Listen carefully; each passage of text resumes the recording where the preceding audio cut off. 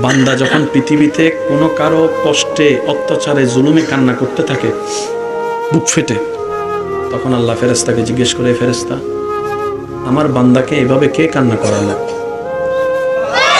একটু বুঝার চেষ্টা করেন। কোনো বান্দাকে যখন পৃথিবীতে কেউ কাঁদায় তখন আল্লাহ ফেরেশতাকে জিজ্ঞেস করে, ফেরেশতা আমার বান্দাকে কে কাঁদালো, সেইভাবে কান্না করছে কেন? তখন ফেরেশতারা বিস্তারিত বলে, আল্লাহ তার বাপ নাই তো, এতিম, মাথার উপর থেকে বাবার ছায়া যাওয়ার পরে তার বাপ চাচা যারা সবাই তাকে অত্যাচার করছে। রব বলে যে আমার বান্দার কেউ নাই সেজন্য তাকে জ্বালাচ্ছে। ফেরেশতা তোরা সাক্ষী থাকিস, আজকে থেকে এই বান্দার সাথে আমি আল্লাহ আছি, আমি আল্লাহ আছি। রব বলে যে বান্দা আমি আছি তোর সাথে, আমি আছি তোর সাথে, আমি আছি তোর সাথে।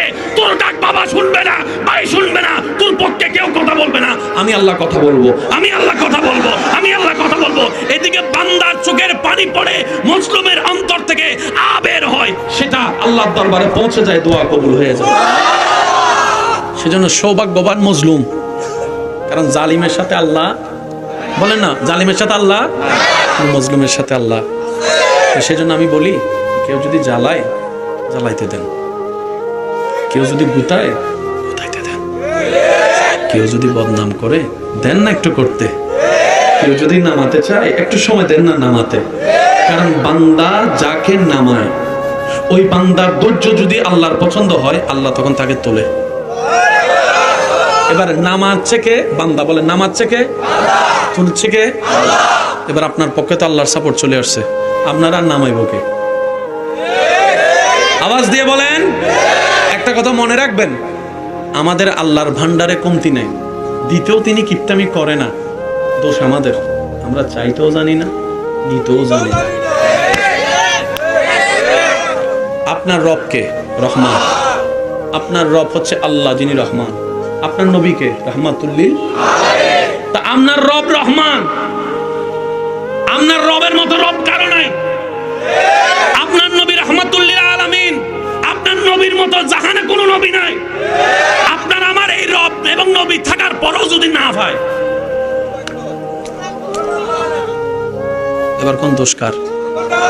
আমার দোষ আমি স্বীকার করছি, আপনার আপনি কোন ভাই দোষ কার? একটু জোরে কোন দোষ কার? এবার আমাদেরটা বাদ দিয়ে এখন দোষ আমার, দোষ কার? আমি কমু আমার, আপনারটা আপনি কবেন দোষ কার? আমার। দোষ কার? দোষ কার?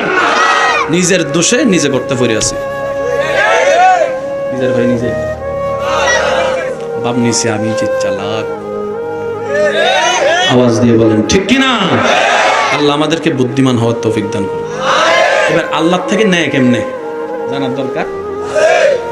আল্লাহ পাক বলে যে দেওয়াটা আমার সুন্নত, তোরা দেওয়া শুরু কর। শুনি নাই আমি? আল্লাহ পাক বলে দোষ গোপন করা আমার সুন্নত, মানুষের দোষ জেনে গোপন করা শুরু কর। আল্লাহ পাক বলে যে মানুষ গর্ত থেকে তোলা আমার সুন্নত, তুইও গর্ত থেকে তোলা শুরু কর। কোরআনে সেই দৃশ্যটাকে এইভাবে বলেছেন, সিবগাতাল্লাহ, আল্লাহ বলে খাওয়ানো আমার সুন্নত, আমার বান্দা যে অন্যকে খাওয়াবে আমি আল্লাহ তার রিজিকে বরকত দান করব। সুবহানাল্লাহ।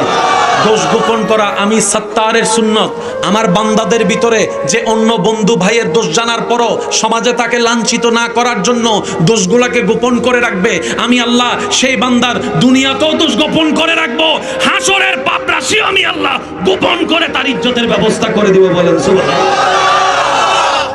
এবার কে কে চান নিজের গুনাহ গোপন থাকুক? আমরা চাই কি চাই না? শর্ত হচ্ছে একটা, অন্যটা গোপন রাখেন।